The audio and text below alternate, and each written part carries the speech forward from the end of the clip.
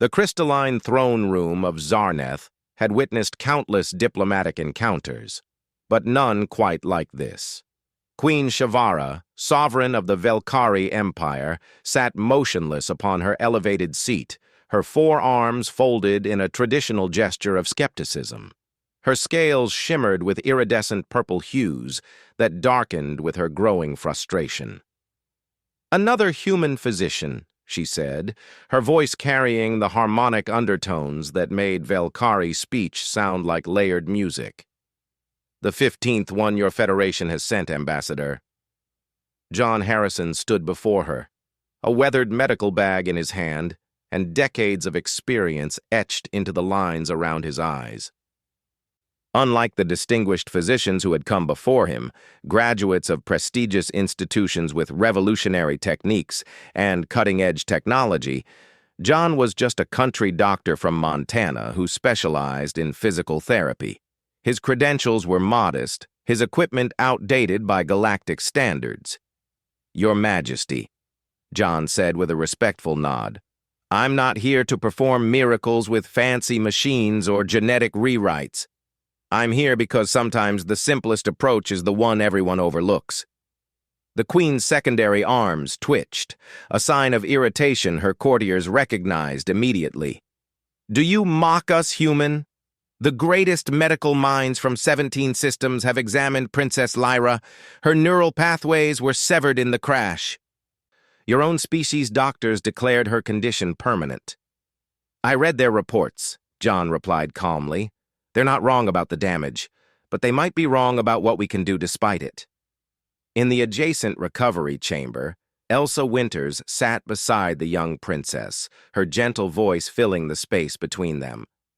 Elsa had been John's physical therapy partner for 12 years, and she possessed a gift that transcended species, the ability to make patients believe in themselves. Princess Lyra lay upon an adaptive medical platform, her serpentine lower body motionless, her scales dulled from lack of sunlight and movement. At 17 solar cycles, she should have been exploring the vast gardens of the palace, training in combat arts, preparing for leadership.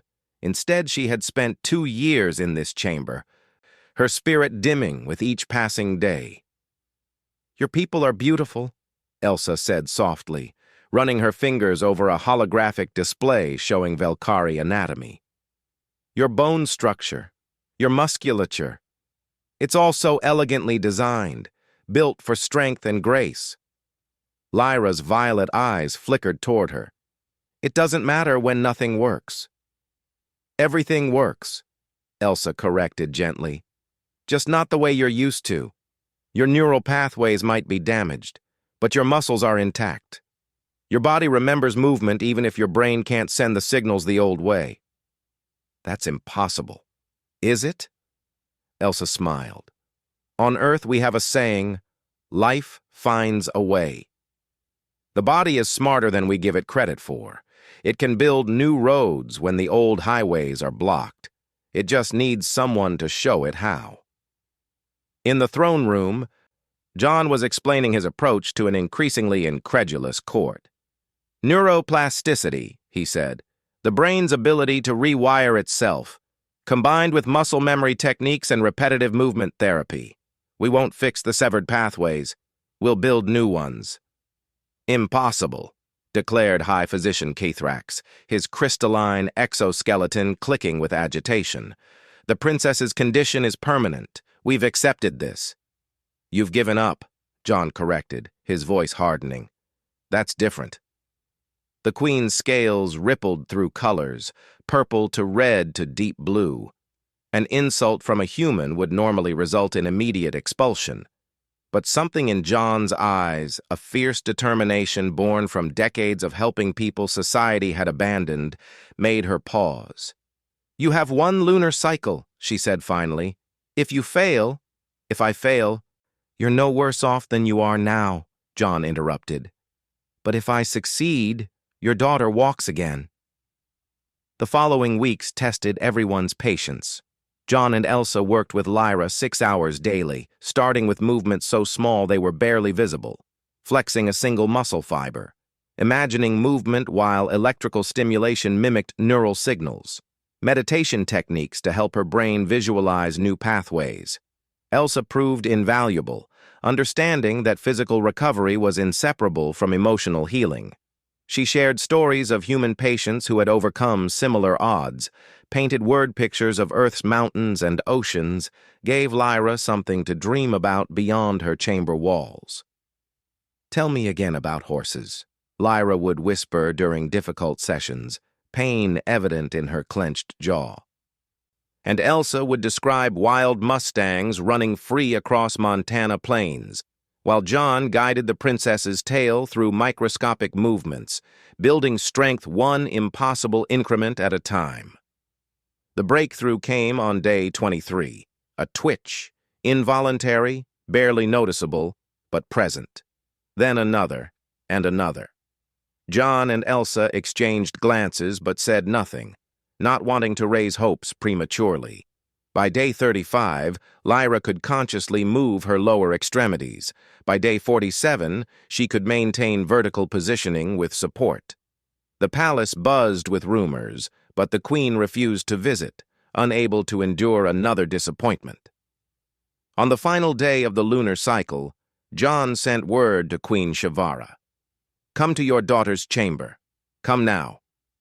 The queen arrived with her full court, prepared to gracefully dismiss the humans and compensate them for their efforts. She entered the recovery chamber, her expression carefully neutral.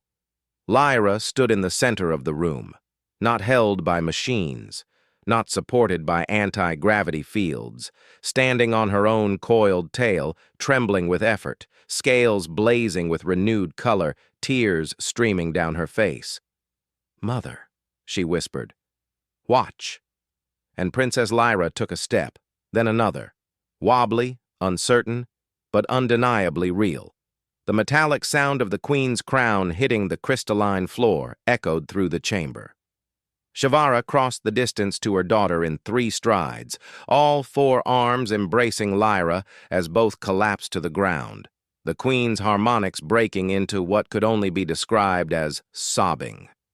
Elsa quietly wiped her own eyes while John packed his modest medical bag, his work complete. Later, as their ship prepared for departure, Queen Shavara stood before them, her crown restored, but her demeanor forever changed. "How do I repay this?" she asked simply. John smiled. "Teach others.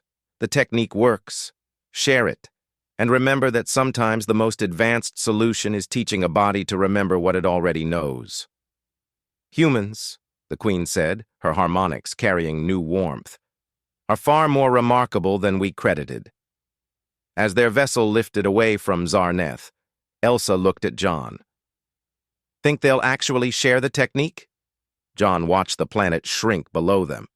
"They will, because now they understand what we've always known, that giving up is the only true impossible thing." In the palace gardens, Princess Lyra walked among the flowers, each step a defiant declaration that limitations were merely suggestions, and humans, in their stubborn refusal to accept defeat, had given the galaxy an invaluable gift: hope